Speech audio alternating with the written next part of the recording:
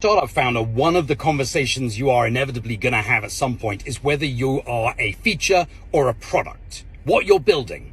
The general definition, I don't know if I agree with it, there's a lot of views of it, is a product something is willing to pay for. A feature is something that steers or guides your determination into buying that product. There's a lot of views. Here's what I'm going to say outright that doesn't matter. It doesn't matter if you're a feature or a product, if the market is big enough and you have enough defensibility. There is room to be either or both. It doesn't matter if the market is big enough, if you can defend against it. Example, the flashlight app on the iPhone before they built it native. Not much defensibility in there, so not much reason anyone's going to invest in there, but we all paid for it for a minute. It was a product until it became a feature of the iPhone. None of us are buying the iPhone because of the flashlight, but it's definitely nice to have. Second example is Steve Jobs said Dropbox is a feature, not a product. He might be right.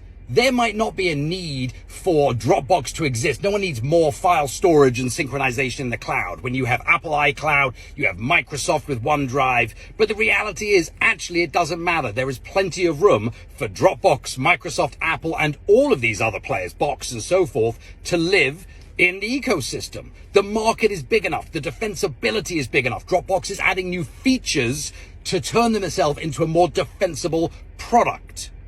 So as you're going about this journey yourself, you just need to be able to articulate when someone says, the acronym, I think it's FNAC, feature not a company. You need to be able to defend against it, articulate why, and listen to what they're saying. They may have a view. They may be right. Is the market big enough? Is it defendable enough? And is the opportunity great enough that people are going to be willing to pay for it? And if the answer is yes, it doesn't matter. This is separate conversation from building on someone's platform, ecosystem plays, HubSpot, Salesforce, Facebook, all of those things. This is, are you building something which should or would be better to live in someone else's product, or can you bring it to market and scale it successfully on its own in your own right?